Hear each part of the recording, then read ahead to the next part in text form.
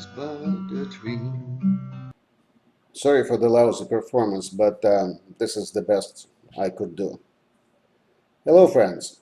Welcome to my Pessimistic Guide to Anti-Aging Research, episode 20. The title is Healthspan First and Lifespan as a Distant Second. Let's begin with recognizing some fundamental limitations for our search of the Holy Grail of extended lifespan. For example, Hydra is quite often referred to as a living example of immortality, a template to learn from and follow. Unfortunately, this form of immortality works only when all building blocks are treated as essentially identical and are therefore replaceable. For example, it works for humanity as a whole because individual deaths do not really matter, although there are some subtle differences. By aspiring to immortality as individuals, we violate the Hydra principle in relation to humanity, but, more importantly, we cannot apply Hydra principle to ourselves because of our one crucial defect. At least one of our components cannot be simply replaced or renewed. In particular, we can neither sacrifice nor indefinitely preserve, yet, the seat of our soul, brain. No matter how successful we become in maintaining health span, our true lifespan will always be limited by the lifespan of our individuality. Have it occurred to you that when we are dreaming of physical immortality, we really mean not one, but two very different immortalities? The one for our body and quite another for our spirit. The body permits essentially any kind of interventions, modifications, replacements, or even transformations for the sake of staying healthy and young indefinitely. In contrast, the spirit absolutely demands preservation of our unique personalities and memories, and therefore does not make allowances for treatments that violate this condition. Any intervention that implies the loss of our unique features defeats the purpose of dual immortality. This means that some interventions, while working well for our body, may be downright incompatible with the preservation of our spirit.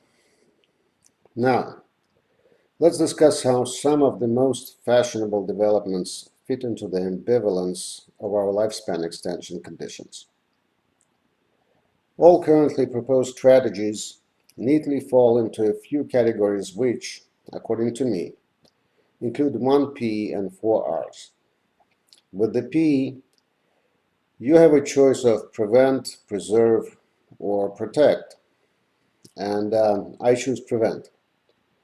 Prevention is probably of greatest importance because it is universally beneficial. Everything that prevents excessive damage or decay through underuse concerns all our body parts. Traditional players in this field are diet and exercise. On this front, not everything is well. The acceptance of these tried and true remedies stays essentially static and will remain static for obvious psychological reasons. Yes, exercise and diet work within 5-10 years range of lifespan increase, but these lifestyle changes are voluntarily adopted by only a small group of enthusiasts. The rest will never follow. Another lesser known but equally effective path to longevity is to regularly exercise one's brain. Just for fun, I want you to compare the historical trends in education and life expectancy. Both went steadily up during 90 years from 1900 to 1990. A properly conditioned person might even surmise that if we continue on this path of increasing knowledge and, of course, spirituality, it will take care of our immortality without any biological interventions. A silly joke, but who knows? Within prevent category, there are also tons of other offerings ranging from antioxidants, anti-inflammatory drugs, energy metabolism modulators like mTOR inhibitors, autophagy stimulators, or elimination of developing deficits like notorious NAD+. All of them make sense, Some of them are partially discredited, like antioxidants, some not yet, but we will see. Some of the promising prevention strategies concern mitochondria and mitochondrial DNA. This category of interventions is conceptually straightforward, and it will definitely play a very important role in the future. The four R's are repair, replace, reprogram, and remove. As an active movement, damage repair approach was pioneered by Aubrey de Grey. In a strict sense, repair is always a catch-up game, which in many cases is bound to fail. For example, I would imagine that the loss of memory storing neurons is irreversible. Luckily, Aubrey de Grey wisely offers a very broad interpretation of damage, which essentially embraces all P's and all R's, so it's mostly semantics. Replace is a promising mechanical concept. It may concern cells or organs or entire bodies for that matter. Replacing bodies is cost prohibitive and presently immoral. Organs built from scratch from stem cells are essentially an emergency solution. They do not target lifespan, and how many such interventions can an average person take? Stem cells themselves, on the other hand, are a very viable choice. They can definitely benefit not only body but also brain as far as glial cells or neurons with genetic functions are concerned, including treatment and/or prevention of Parkinson's, etc. The cells responsible for our uniqueness cannot be replaced, I believe, although they would benefit from improved microenvironment. So, this method alone does not cut it as a gate to second immortality and may lead only to a modest lifespan extension. Reprogram. Yeah, beautiful idea.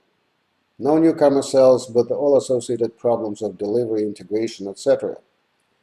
Just rewind the biological clock by restoring youthful epigenetic profile.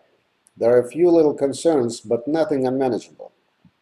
First, we need to find the right dosage of epigenetic rollback. Second, some cells will inevitably overshoot, some undershoot. While stem cells can be screened and selected for the best clone before injection, epigenetic reprogramming is an organism-wide internal experiment. In addition, as I mentioned in the previous episode, if epigenetic modifications are the language for recording of our memories, then epigenetic reprogramming is a poison for our second immortality. If not, and it's a big if in my opinion, free sailing. Remove is my least favorite actually, mostly because trashing potentially recoverable assets seems to me unwise. Still, my opinion doesn't matter because it appears to be working in closed-off, contained places like joints, and it may work globally as well. But as far as our second immortality is concerned, it's a big no for our brain. In other words, it may increase our health span, but its potential to increase human lifespan is next to zero, if my logic is correct. Finally, my conclusion is that most currently proposed interventions seem to be capable of extending our health span, but for many of them, the ability to extend our lifespan beyond our natural limit, which is questionable 120 years, is not certain. See you next time. Row, row, row the boat gently